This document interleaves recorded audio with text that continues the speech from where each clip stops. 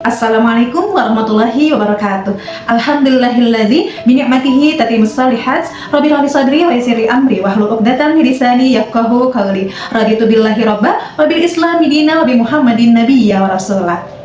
Alhamdulillahirabbil alamin. Sahabat KMA semuanya yang dirahmati oleh Allah Subhanahu wa taala, pada kesempatan kali ini saya ingin berbagi kisah inspirasi dari perempuan berkemajuan seri sahabiah Rasulullah sallallahu alaihi wasallam. Tokoh yang kisahnya akan kita angkat saat ini adalah seorang perempuan tangguh yang memiliki kesabaran yang luar biasa. Ya, ia adalah Nusaybah binti Ka'ab al-Ansariyah. Ia adalah seorang perempuan dari kaum Ansar dari kota Madinah. Ayahnya bernama Ka'ab bin Amr dan ibunya bernama Rabah binti Abdullah.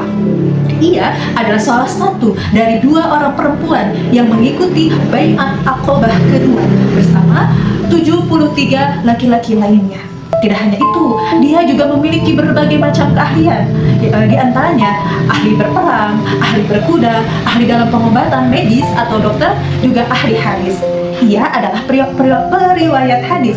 Hadis yang diriwayatkannya bisa kita temukan di riwayat Ibnu Majah atau Imam At-Tirmidzi. Satu sepak terjangnya yang paling heroik adalah pada saat perang Uhud, yang dimana Nusaybah bersama beberapa perempuan lainnya bertugas sebagai tim logistik juga tim medis.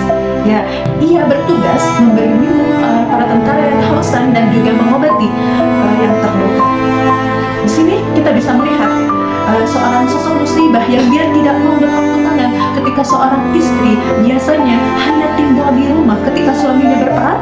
Ia lebih memilih untuk terjun ke medan perang meskipun ia hanya bertugas sebagai tim medis ataupun tim logistik. Tetapi pada kenyataannya suasana atau beberapa kejadian membuat dia yang tadinya tim logistik atau tim medis menjadi salah satu dari pejuang yang melindungi Rasulullah ketika pasukan kaum muslimin di perang Uhud itu terkocak-kacir.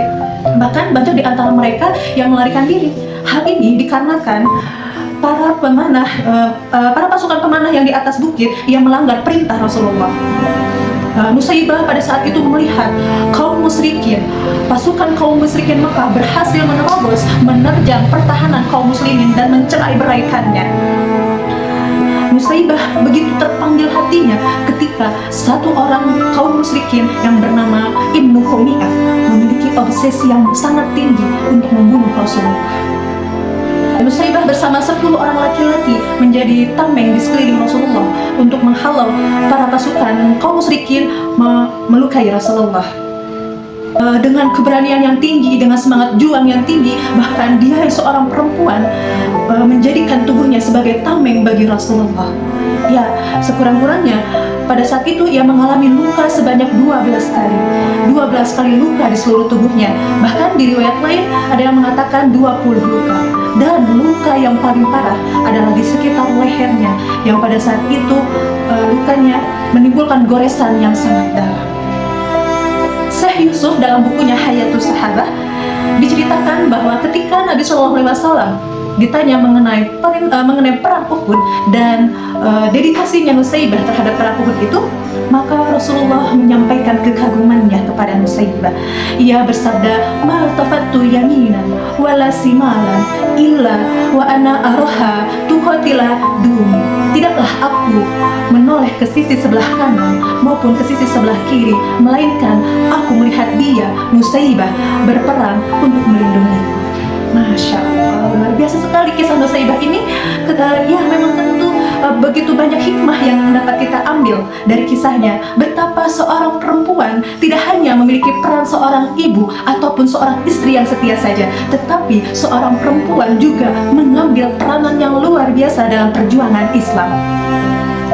Semoga kisah ini menjadi bermanfaat dan kita dapat mengambil hikmahnya, dan juga semoga kita menjadi para pewaris Nusaybah binti Ka'ab al-Ansariyah, atau juga nama kunyahnya Ummu Imarah yang artinya pemimpin perempuan.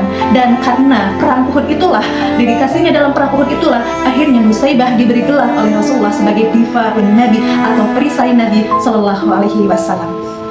Masya Allah, tabarakallah. Mudah-mudahan kisah ini dapat bermanfaat bagi kita semua. Akhir kata, saya Mary Mariana mohon pamit undur diri. Semoga kita bertemu lagi di kesempatan yang lainnya. Nasrul minallahi wa fathun qarib wa basyiril mu'minin. Wassalamualaikum warahmatullahi wabarakatuh.